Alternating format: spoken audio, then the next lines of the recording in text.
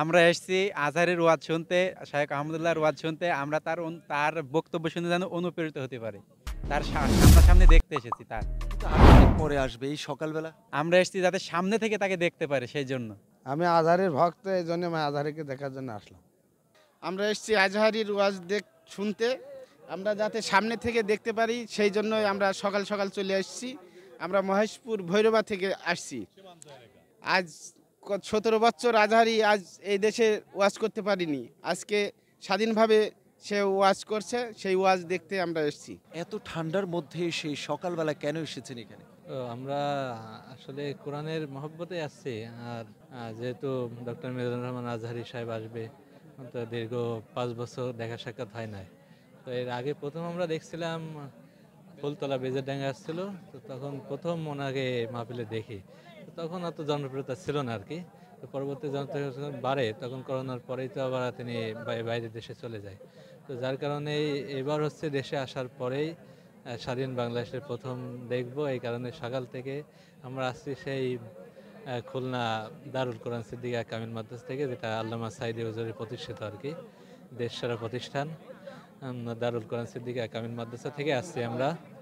তো আমরা এখানে অনেক ছাত্র গতকালকেই আসছে, এসে এখানে ছিল আশেপাশে আর কি, মসজিদে ছিল।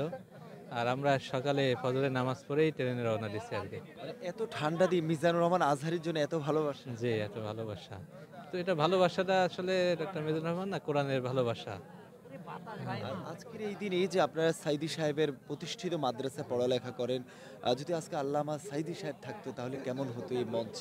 তার তো আর গোটা আসলে ভাষায় প্রকাশ করা যায় না। তিনি যদি আজকের জীবিত থাকতো, তাহলে আমরা মনে করি যে এমন কোনো মাঠ ছিল না যেখানে লোক জায়গা দিতে পারবে।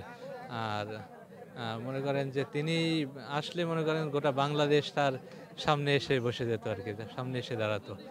আজকের যেহেতু বাংলাদেশের একজন ইসলামিক স্কলার আন্তর্জাতিক মানে আসতেছে, আমরা আশাবাদী ছিলাম অনেক দূর থেকে। সবার আগে যে পৌঁছাবে জন্য সকাল সকাল আসছে। আর আমাদের আগেও অনেক লোক আসছে, তারা হলো সাতক্ষীরা থেকে, এরপরে আপনার হলো এই যে পাশে বড় থেকে বেনাপোল থেকে সবাই আসছে। মিজানুর রহমান আজহারি সাহেবের ওয়াজ কেমন লাগে? আলহামদুলিল্লাহ, খুবই ভালো লাগে। বিশেষ করে তার ইসলামিক যুক্তিগুলো এবং কোরআন হাদিস থেকে দলিল প্রমাণগুলো খুবই মানে গুরুত্বপূর্ণ আলোচনা, এবং আমাদের হৃদয়কে তারা কেড়ে নিয়েছে।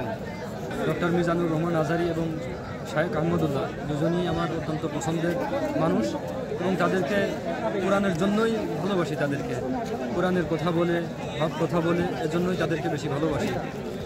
আর তাদেরকে এভাবে সামনাসামনি দেখার সুযোগ কখনো হয়নি। আজ যেহেতু সুযোগটা আমাদের দরজায় পড়া নাড়ছে, এই জন্য সুযোগটা মিস করতে চাই না।